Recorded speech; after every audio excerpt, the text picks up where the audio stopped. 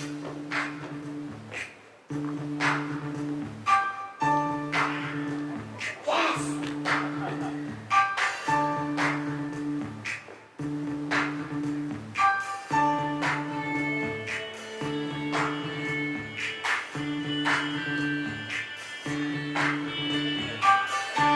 we might as well start dancing, right? Good morning, everyone. I'm so happy to be here today. This is a dream come true. This is one thing I could check off my list, my bucket list. So if there's anybody out there who wanted to be up here, it's not that difficult. You all look beautiful. I bet you all smell nice too. Let me ask you, is your past blocking your road to success? My name is Loida Lumanlan. I'm here to share with you my past, my story.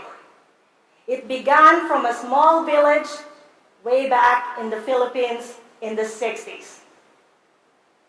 I'm hoping after you hear my story that it will inspire you, make you move to the next level in your career. I hope it will tweak some interest and maybe something in your past that's affecting you to move forward.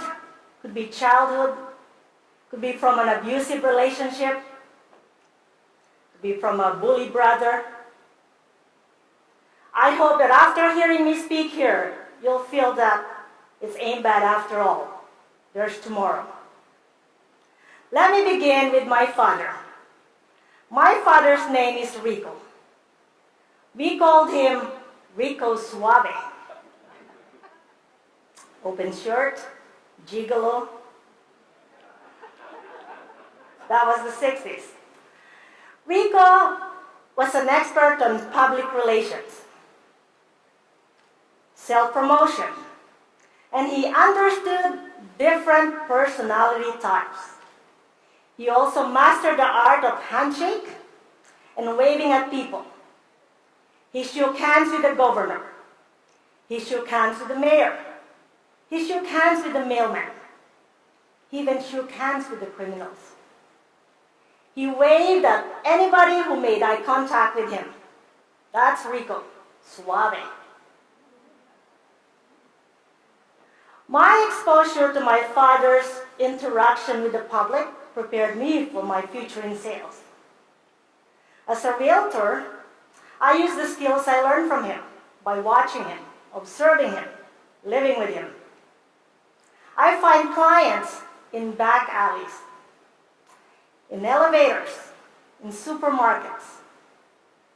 Rhonda used to call me Chatty Catty. I'll be in an elevator and I'll be asking you questions and I'll be selling you a house. Not that moment, but it has to be suave.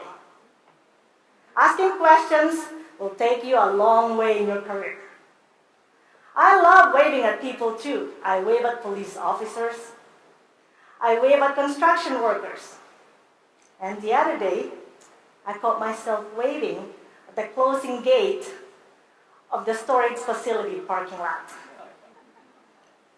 So folks, just to remind you, we are in the sales business. Start shaking hands and waving at people. Don't be a secret agent.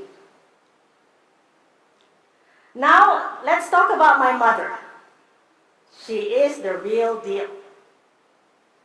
My mother, Kina, taught me the value of having a roadmap, setting goals, following a budget, and being profitable.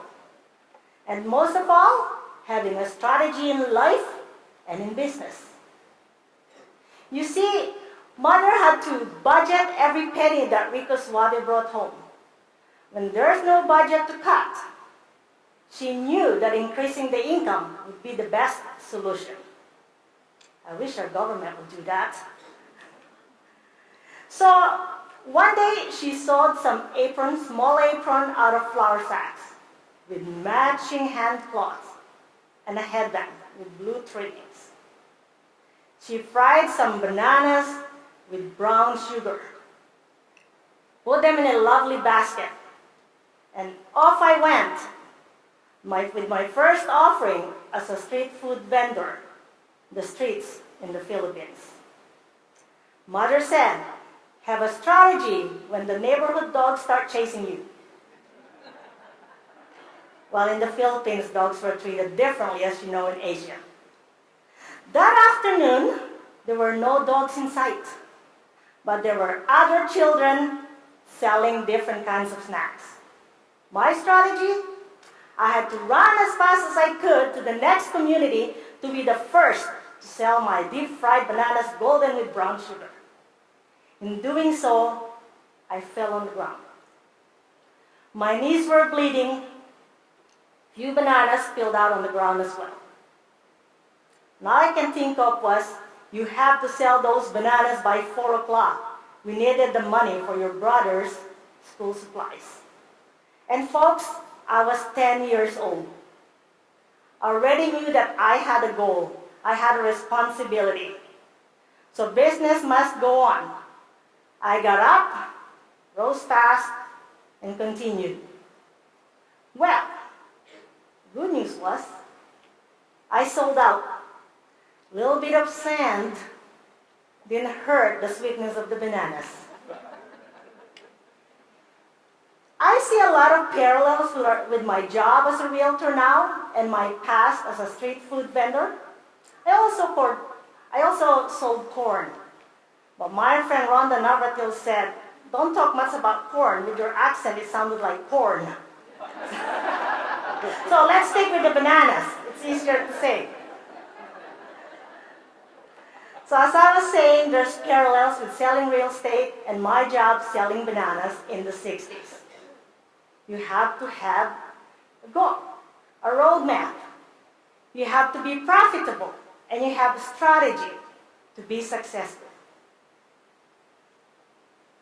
Now, moving up to 1987, the greatest gift of all.